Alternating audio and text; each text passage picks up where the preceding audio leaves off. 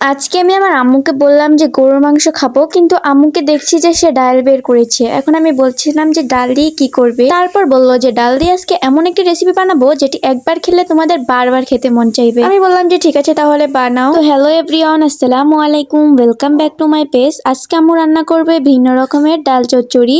আশা করছি রেসিপিটি আপনাদের কাছে ভালো লাগবে। প্রথমে এখানে মসুরির ডালকে ভালো মতো পানি দিয়ে ভিজিয়ে ধুয়ে নেওয়া হয়েছে। এখন এর মধ্যে দিয়ে দিতে হবে কুচি করা পেঁয়াজ, তারপর দিয়ে দিতে হবে মরিচের গুঁড়া, হলুদের গুঁড়া, লবণ, তারপর এর মধ্যে দিতে হবে কাঁচা মরিচ, তারপর দিয়ে দেওয়া হয়েছে আলু কুচি, তারপর এর মধ্যে দিয়ে দিতে হবে পরিমাণ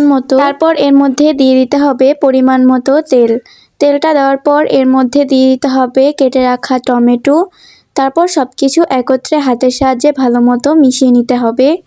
এখন সব কিছু একত্রে ভালো মতো হাতের সাহায্যে ডলে ডলে মিশিয়ে নিতে হবে এবং এগুলাকে সুন্দর করে মিশিয়ে নেওয়ার পর এর মধ্যে পানি দিয়ে দিতে হবে। আপনারা দেখতেই পাচ্ছেন কিভাবে এটাকে মাখতে হবে। তারপর এর মধ্যে একদম ডালের সমান পরিমাণ পানি দিয়ে দিতে হবে। তারপর সব কিছু একত্রে ভালো মতো মিশিয়ে চুলায় আগুন জ্বালিয়ে দিতে হবে। আগুনটাকে মিডিয়াম টু হাইয়ে রেখে তারপর এটাকে ঢাকনা দিয়ে রান্না করে নিতে হবে।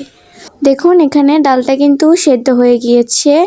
এখন এটাকে ভালো মতো নেড়ে চেড়ে নিতে হবে এবং সুন্দরভাবে এটাকে যাতে নাড়তে হবে, যাতে এটা একটু একটু গলেও যায়। ভালো মতো নেড়ে চেড়ে নিতে হবে। কিছুক্ষণ পর দেখুন সব কিছুই কিন্তু ভালো মতো সেদ্ধ হয়ে গেছে। এখন আবারও এটাকে ঢাকনা দিয়ে রেখে দিতে হবে।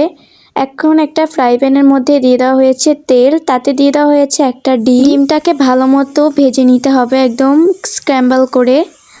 ডিমটা সুন্দর মতো ভেজে নেওয়া হয়ে গেলে এটাকেও ডালের মধ্যে দিয়ে দিতে হবে। এটাকে সুন্দর মতো তেলসহ উপরে ডালের মধ্যে দিয়ে দেওয়া হয়েছে। তারপর ডালের সাথে এটাকে মিশিয়ে নিলেই কিন্তু হয়ে যাবে। ডালের সাথে ডিমটাকেও সুন্দরভাবে মিশিয়ে নেওয়া হয়েছে। এখন দেখতেই পাচ্ছেন এখানে আবারও পানি দিয়ে দেওয়া হয়েছিল। এখন এর মধ্যে দিয়ে দেওয়া হয়েছে কুচি করে রাখা ধনিয়া পাতা। তারপর আবারও সব কিছু একত্রে ভালো মতো নেড়েচেড়ে মিশিয়ে নিলেই কিন্তু এটি রেডি হয়ে যাবে।